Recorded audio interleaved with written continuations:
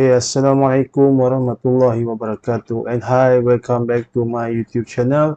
So, first of all, aku nak ucapkan thank you so much untuk orang yang dah support aku dengan klik button like and subscribe to my channel. So, macam biasa guys, setiap minggu aku akan cuba sharingkan dengan korang ilmu-ilmu mengenai pasaran saham Bursa Malaysia. So, in this video aku nak share dengan korang mengenai apa yang kita boleh belajar lah in term of lesson learn daripada peristiwa yang berlaku minggu ni, which is banyak saham-saham, counter-counter saham yang telah melakukan limit down lah, melakukan limit down di pasaran Bursa Malaysia. So macam berjangkit pula dia punya limit down ni. For your information, what is limit down? Limit down is all about capping lah, capping yang dibuat oleh Bursa Malaysia tu sendiri in order to protect our counter lah, certain counter, sebagai contoh counter yang harga di bawah RM1, maksimum kejatuhan adalah 30% lah. So 30% in one day lah. So bila dia mencapai 30%, bursa akan terus lockkan dia punya tu, which is we call it as a limit down lah. So lepas berlaku 30% kejatuhan, bursa akan tutup dia punya trading operation. So dia akan buat satu announcement yang dinamakan UMA lah, UMA lah, we call it as a UMA, unusual market activity. So bursa akan inquiry dengan buat counter lah, counter sebagai contoh yang terbaru ni, counter SCIB, macam kita tengok dekat sini kan, SCIB, Widat dan sebagainya yang tengah mengalami kejatuhan yang mengakibatkan limit down. So bursa akan inquiry. So bila company perlu respon lah to this kind of matters lah. So mereka perlu menjawab lah sebab apa this company mengalami kejatuhan, adakah ada berita-berita yang kurang baik dan sebagainya. Macam sebagai contoh ni kita tengok sekejap kan, in term of charting. Sebagai contoh minggu ni SCIB, counter SCIB, can you just imagine dalam beberapa hari saja ni kan, trading days berapa hari dah, okay, dia mengalami kejatuhan. So first day 30% limit down, then the next one followed by sama jugalah. So dia dah buat keeping. So this one to prevent kejatuhan harga yang terlampau drastik lah. So this is the beauty thing about stock market in Malaysia, dia dah buat keeping lah. Sama jugalah kalau counter yang di atas RM1 pun sama juga, capping pun dia buat. So kalau atas RM1 dia akan buat untuk 30 sen. Sebagai contoh Rapid, kita ambil contoh Rapid ni kan, counter yang mahal lah, RM30 kan. So setiap kali kejatuhan dia akan limitkan dengan berapa sen sajalah. So this is the beauty things about stock market lah. Okay, macam ni kan, 30% sama jugalah, 30% and seterusnya lah. So dalam this video aku nak share dengan korang mengenai apakah lesson learn lah, apakah lesson learn yang kita boleh belajar as a trader and investor dekat Bursa Malaysia ni lah. So for sure benda ni is part for me, nothing yang untuk kita surprise kan. So for me, macam aku sendiri, aku dah berpengalaman dalam 7 tahun dalam pelaburan kat Bursa Malaysia ni. So for me this one is the normal thing in pasaran saham lah. So tak ada benda yang kita nak kejutkan, limit up or limit down tu perkara biasa, bukan dia tak pernah berlaku sebelum ni. So pengajaran yang kita nak ambil tu apa, banyak sebenarnya pengajaran yang kita boleh ambil, tinggal kita nak tak nak sajalah. Adakah kita bersifat denial, tak nak belajar something dan sebagainya. And in case kita dah terbeli di counter yang mengalami limit down, what should we do, and apakah the next untuk next trading, apakah yang kita boleh belajar in this kind of matters lah. So adakah kita nak kita nak menyalahkan orang lain dan sebagainya guys. So benda ni kita perlu ambil pengajaran lah. So for me banyak benda yang kita boleh belajar sebenarnya. Bila kita ada niat untuk belajar tu, so banyak dah benda kita akan belajar. Terpulang pada kita sendiri lah macam mana kita nak menerima in term of what things we learn from every trade. So for me, in every trade I will learn something new, in term of technique, in term of what should I do, what shouldn't do dan sebagainya guys. So jom aku share dengan korang mengenai lesson learn yang kita boleh ambil pengajaran daripada stok yang tengah mengalami limit down lah. Aku ada buat sikit summarize, so jom kita tengok PowerPoint ni lah. So jom. So tertajuk is lesson learn dari pasaran saham limit down. So aku dah buat few summarize and aku nak huraikan korang sedikit lah. So I hope this thing boleh memberi manfaat kepada kita semua lah, boleh menjadi pedoman untuk kita semua yang berada dekat luar tu.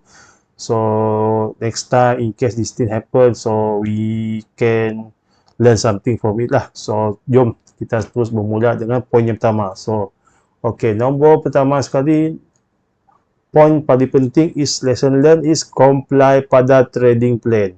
Comply pada trading plan yang kita telah buat.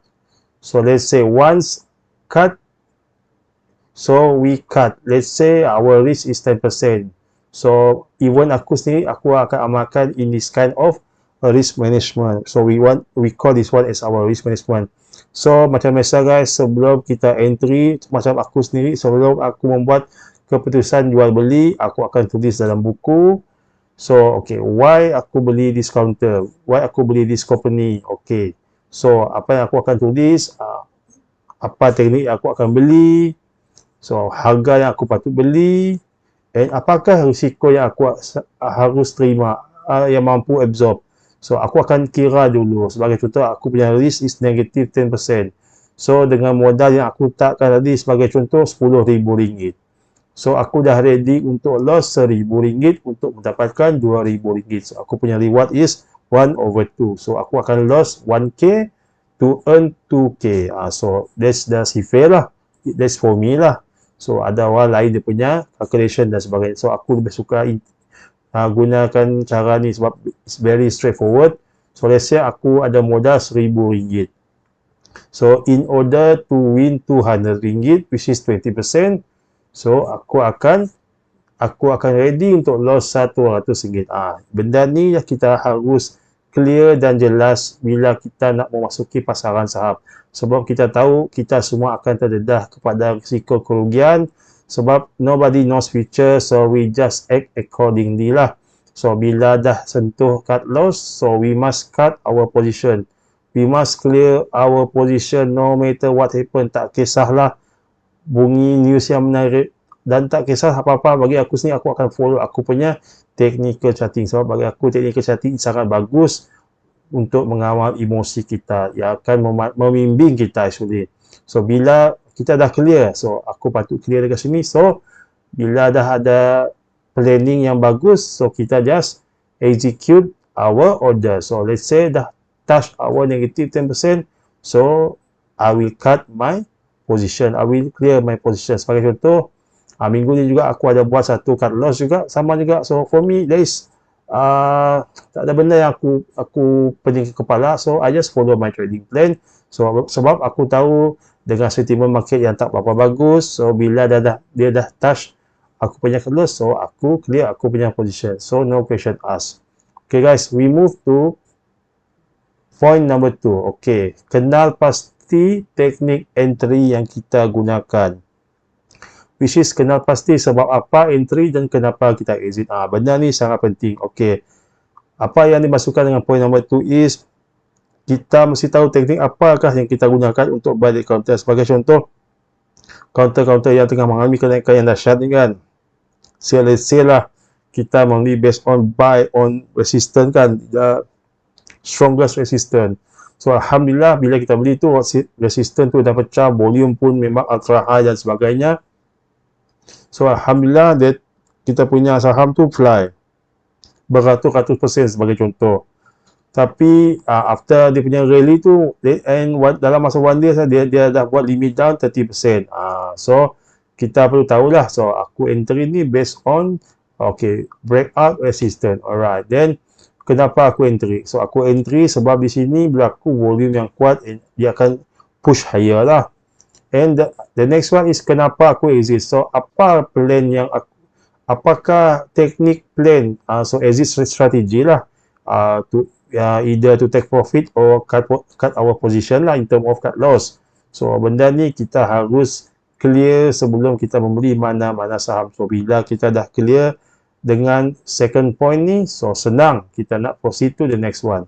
So the next one, the third point yang aku nak share dengan korang yang lesson learn dari pasaran saham limit down is, once dah ada exit plan, pastikan kita key in order dalam broker application and setkan GTD. So in case harga jatuh, ia akan auto kena dengan queue order kita. So this one is sangat berguna untuk for those yang jarang buka application, for those yang busy, tu penting lah. Sebagai contoh, you all outstation dan sebagainya, tempat you mungkin tak ada data dan sebagainya. So you must use this kind of facility yang broker dah provide tadi. So awal sebelum kita, bila kita punya order tu dah match in term of buy, bila kita dah berjaya membeli dia saham, so saham tu akan masuk dalam kita punya portfolio. So macam aku sendiri, aku akan terus auto terus calculate berapa kan, macam tadi aku dah kira negative 10%, aku akan cut loss. So aku akan gunakan charting, aku akan drag dia punya pointer tu 10%. So aku akan dapat satu pricing. So kat situlah aku akan key in aku punya unit saham yang aku beli, then GTD mean good till date sebulan. So bila aku dah letakkan tu, aku tak risau lagi lah. So aku punya position untuk cut loss tadi akan berada dekat situ selama sebulan. So let's say dia sentuh dia punya Q ni, so insyaAllah dia akan match lah. So tapi kalau dia fly lain cerita lah. So kita cerita pasal kerugian, sebab kita nak minimize kita punya kerugian. Sebab benda ni penting for those siapa yang sangat busy, tak ada masa nak monitor saham. So I think this one is a good facilities provided by our broker lah. Last time dia tak ada this kind of facility, so kita terpaksa call reminder ataupun kita terpaksa manual key in order. So benda agak leceh lah for those siapa yang busy kan, siapa yang tak ada masa nak buka platform, nak buka application dan sebagainya. So benda ni very good for us as a trader dekat Bursa Malaysia. So kita gunakan this kind of facility untuk protect our capital. So bila kita dah setkan tadi, kita dapat kelegaan lah. So let's say macam case yang limit down ni kan, kalau you tak buat order siap-siap untuk GTD, untuk cut loss kan, satu hari you dah loss 30%, banyak tu kan. Let's say you tak 10,000, you dah loss 3,000. Let's say you tak 100k, kan you dah loss 30,000 disebabkan you tak setkan dia punya sell order tadi. So next time jadikan benda ni lesson learn lah. So awal-awal kita dah queue untuk sell, and make sure kita gunakan facility GTD, jadi good till untuk sebulan. So okay guys, the next point number 4 yang aku nak share dengan korang is, kenal pasti pattern kenaikan saham yang membuat limit down tadi. Kalau kita boleh buat study, kalau korang ada masa kelaparan, nanti korang study lah pattern-pattern sebagai contoh SCIB tadi, Liform, kata-kata yang tengah mengalami tu, dia punya chart pattern tu memang kurang lebih sama. Kenaikan yang agak luar biasa, tak ada penurunan, tak ada zigzag macam biasa kan. Kalau kenaikan yang sihat, kita boleh lihat candlestick dia mengalami kenaikan, penurunan, zigzag lah, for sure lah. Lepas kenaikan akan berlaku pullback, retracement, and sebelum dia meneruskan momentum kenaikan. Tapi kalau kita tengok dia punya charting in term of this kind of limit down counter tadi, semua pattern sama. Dia mengalami kenaikan yang drastik lah, sedikit, pam, at the end of the day dia terus flush. Sebab itulah ada yang mereka gelarkan this kind of counter is naik pakai tangga, terjun pakai tingkap. Means dia laju lah. So dia ada unsur-unsur tidak sihat lah. So bila kita ada skill untuk menginovasi this kind of pattern saham, so dia tak ada salah kalau kita nak ride the trend, tapi kita dah tahulah. So this counter, ada buat pattern macam ni, ada chart ni dia buat flashing, so kita dah tahu exit strategi dan sebagainya lah. So kita takkan teragak-agak lagi nak buat cut loss position dan sebagainya. Ataupun the best way is, kalau kita nak rasa selamat, kita jangan join this kind of counter. So itulah perkara yang paling selamat. So point nombor 5 yang aku nak share dengan korang is, in case you berjaya ride the trend, sebagai contoh SCIB dan sebagainya yang counter-counter yang tengah mengalami kenaikan yang dahsyat and drastic sebelum ni, in case you berjaya beli, sebagai contoh, berjaya beli buy on, breakout dan sebagainya lah, tak kisahlah, you berjaya dapatkan return investment yang bagus. So in case you berjaya ride trend dari awal, pastikan letakkan trailing stop, which is berapakah nilai take profit yang you all boleh ambil. So let's say the counter saham reverse or ada buat dia punya weakness lah in term of candlestick, so you boleh lock you punya untung tu and you terus get out from the counter lah untuk maksimumkan keuntungan lah. And bila dah mencapai TP tu, you perlu jual. Itu dia lah guys. So bila kita dah letakkan trading stop tu, kita dah tahulah. So aku jual sebab berlaku weakness, volume yang membeli pun dah berkurangan. So it's time, I think this time the stock will reverse. And ternyata ianya benar. So sebelum dia reverse, kita take our profit sebab kita dah untung kan. So kalau ada dia naik lagi, itu lain cerita, rezeki orang lain lah. So remember this one guys. So kalau korang berjaya ride the trend dari awal, pastikan letakkan trailing stop, maksudnya lock your profit and get out from the market lah, get out from the counter lah sebelum berlaku flushing yang bersifat limit down. So point number 6 yang aku nak share is sentiasa gunakan extra money untuk kita invest lah. So benda ni, this is the crucial point. Tak kisahlah dalam mana-mana investment dekat luar tu, kita perlu gunakan extra money untuk invest. Jangan sama sekali pakai duit kecemasan, duit pampers, duit nak renew rotek, duit maintenance kereta dan sebagainya, duit iuran sekolah anak dan sebagainya guys. So penting, kenapa penting kita perlu gunakan extra money untuk kita invest tadi? Sebab apa?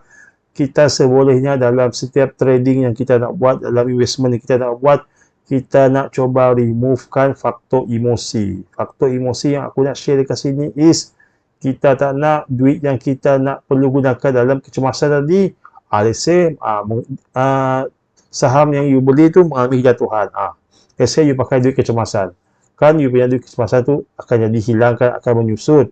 So benda ni akan melibatkan emosi you. So the best one is only use the extra money that you are willing to lose lah. Let's say you ada 1,000, so you dah set dalam you punya mindset, so I'm willing to lose 1k, so I don't care, I'm ready to lose this 1k, semua 1k ni, so you just proceed to it lah. So let's say, okay, aku dah ready untuk lose 10,000, so this 10,000 memang aku special kan, allocate untuk this trading, so just proceed. So in case this 10k or 1k collapse or 100k collapse, aku masih dapat hidup macam biasa. So this is the perkara fundamental paling basic dalam pelaburan. Kita always guna our idle fund or extra money.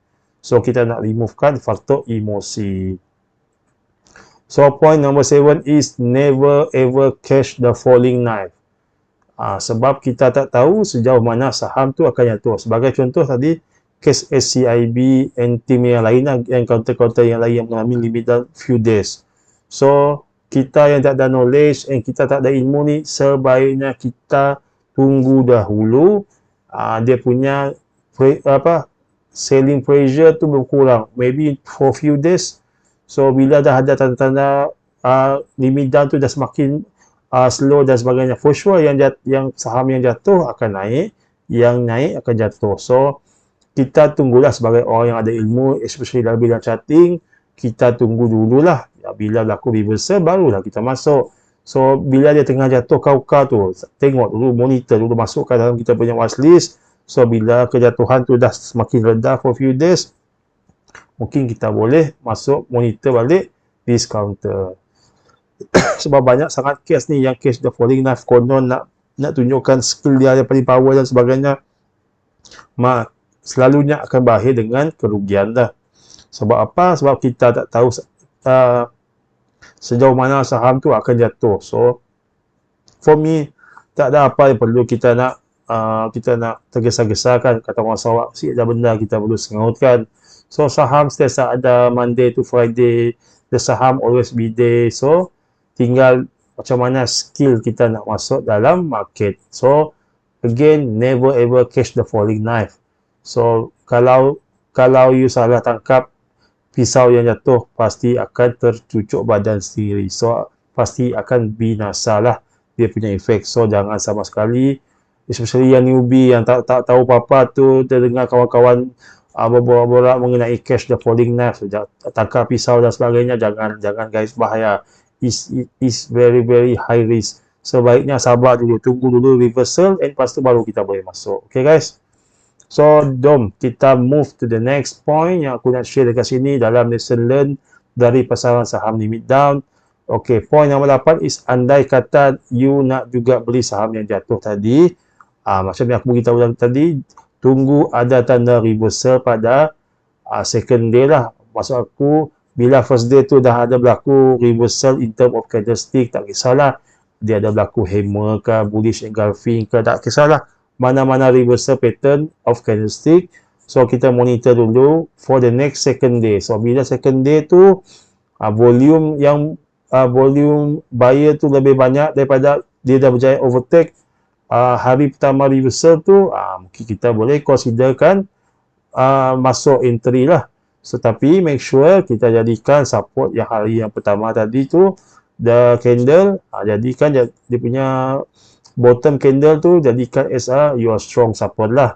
In case dia dah buat flashing balik for the second day tu, so that's it lah. So dia punya reversal tu gagal lah, sebab kita tak tahu future kan. So kita jadikan, macam aku sendiri, aku akan jadikan day one reversal tadi, dia punya candlestick as my strong support. So let's say dia buat reverse balik, dia buat flashing balik, so aku akan clear aku punya position based on the strongest support tadi lah. Ataupun negative 10%, so whichever come first lah. Aku biasanya kalau aku membeli based on reversal, aku akan jadikan body candle tadi yang reversal untuk yang first day as my strong support. So let's say support tu pecah, aku akan suka dulu in term of percentage of losses. So bila aku dah calculate the risk, kalau risk tu under aku punya control, then aku akan cut the position. So macam tu lah, sebab aku tahu aku punya risk tu dah kurang, tapi reward tu nanti in case dia berjaya buat comeback, so reward tu akan jadi lebih besar. So benda ni kita harus clear and faham lah. So bukan sekadar main beli-beli macam tu saja reversal, kita perlu faham lah dia punya konsep dan sebagainya guys. Okay, the next point is, point number 9 is, always terima kerugian kita dalam setiap trade.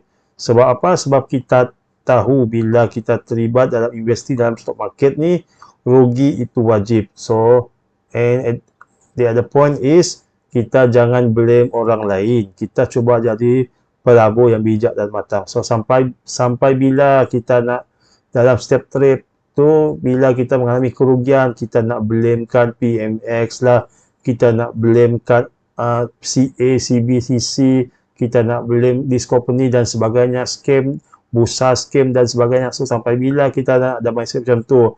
Kita nak trade dalam keadaan tenang kan, and kita nak trade dalam keadaan happy, dalam keadaan yang waras kan, dalam keadaan kita sedar, kita conscious, kita ready to absorb.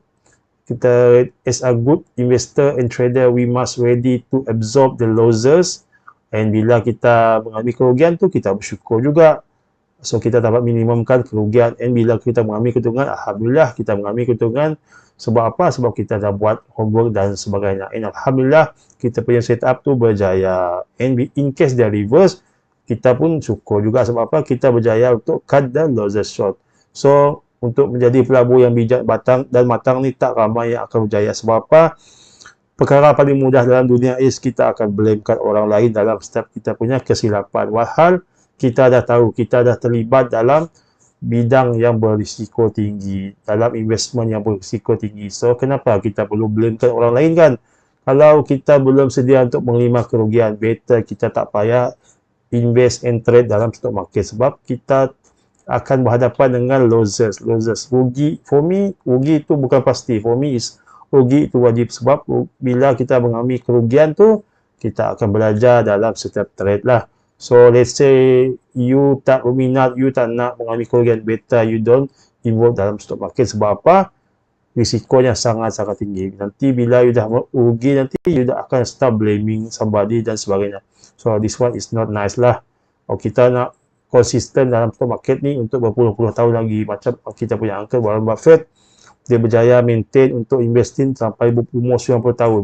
So jauh lagi perjalanan untuk kita menuju ke arah tu. So katanya kita perlu menjadi pelabur yang bijak dan matang. Terima kita punya losses and move on for the next trade.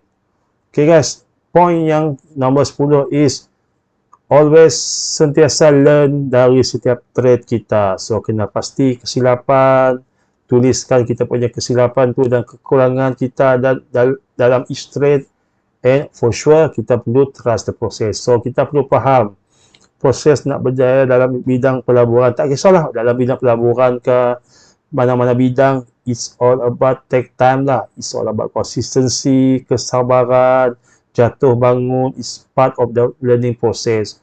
So sebagai contoh, kalau kita tengok macam baby kan, baby kan start from zero juga kan, belum pandai berjalan, belum pandai makan. So you see how the baby grow kan, day by day.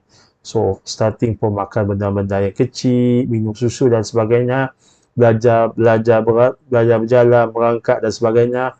So it's all about process. So what we assume, we as a new trader, new investor dalam market, so we must adapt to this kind of thing. Rugi, untung tu akan silih berganti. So mereka yang berjaya nanti at the end of the day is mereka yang berjaya mengawal, and mereka yang ada satu sistem yang konsisten.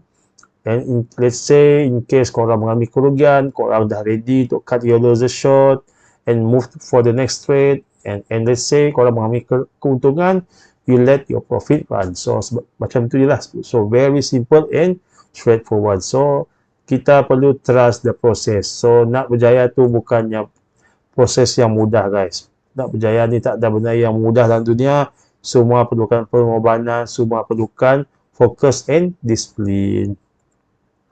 Okay, point nombor 11 is andai emosi belum stable after loss yang banyak dalam counter yang mengalami limit down. So sebagai contoh, you dah terbeli counter yang dah mengalami limit down and tak tahu nak buat apa-apa. So bila you dah berjaya buat cut loss dan sebagainya, for me there is no question asked lah. For me, I will cut my losses short. So let's say tak sempat nak buat cut loss, so aku akan terus buat cut loss, jual terus pada harga buyer. So aku akan berehat sekejap daripada market lah. So berehat sebentar dari trade, maybe for 1 or 2 weeks. So lepas you punya emotion dah stable, after that, after dah cool down, so let's say seminggu, 2 minggu dan sebagainya, mungkin you boleh buka balik you punya platform and you boleh start study balik, and kena pasti apakah kesilapan yang dah buat sebelum ni, and jangan ulangkan semula dia punya tu kesilapan. So benda ni penting and sangat-sangat penting, sebab can you just imagine berapa banyak yang tengah mengalami kerugian this week kan. I mean in terms of trader, ramai yang mengalami kerugian berpuluh ribu, even beratus ribu, even million.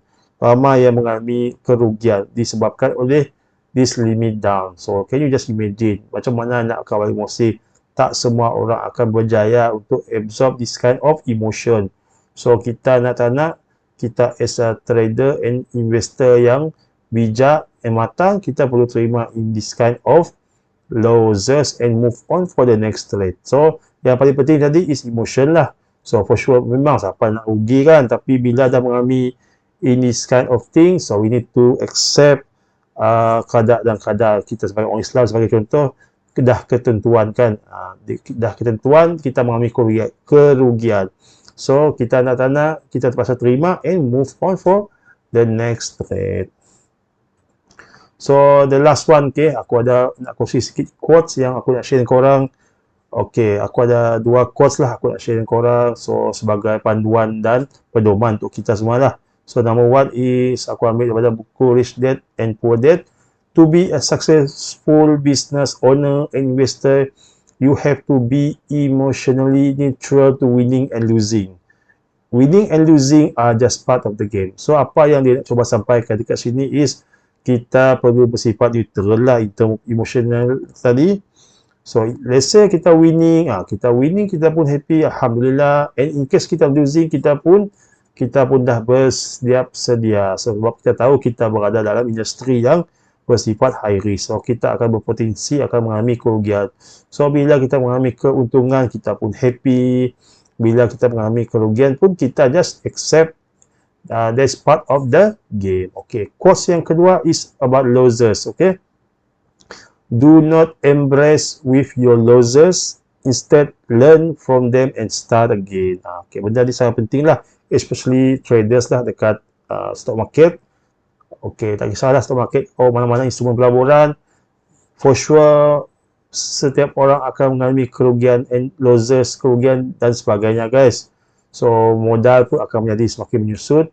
So, nak tak nak kita perlu belajar dari setiap trade yang kita dah rugi tadi, yang kita tuliskan kenapa aku jual list counter.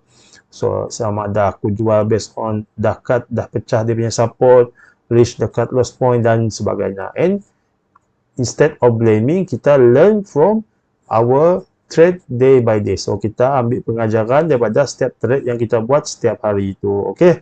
Okay lah guys, sekian saja perkongsian aku untuk kali ini. So, aku doakan kita semua terhindar daripada mengalami kerugian daripada counter-counter yang bersifat limit down. So, for sure, nobody can control apakah akan berlaku dengan future for this Monday market.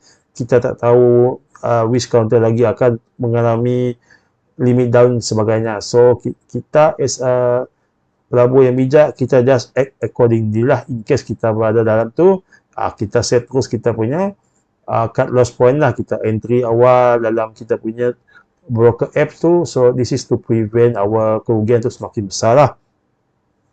And banyak benda lah kita boleh belajar bila kita punya stock market mengalami banyak counter-counter yang berjangkit mengalami limit down. Tapi for me, it's part of the process. You must faham and you perlu terima in this kind of situation. Okay lah guys, thank you so much untuk korang yang dah support aku dalam this channel. So, I will share to all of you banyak lagi perkongsian ilmiah mengenai pelaburan saham di Bursa Malaysia selepas ni lah. Thank you so much untuk korang yang dah support aku. And kalau korang belum support aku, you can press the like button and boleh tinggalkan komen dekat bahagian bawah. And jangan lupa subscribe to my channel. And jangan lupa make sure you switch on your bell button to receive the latest video yang aku update setiap minggu. Okay, thank you guys. Sekian saja perkongsian aku untuk kali ini. Sehingga kita berjumpa lagi dalam perkongsian yang seterusnya. Assalamualaikum and happy investing guys. Bye bye. Assalamualaikum. Good night. Take care.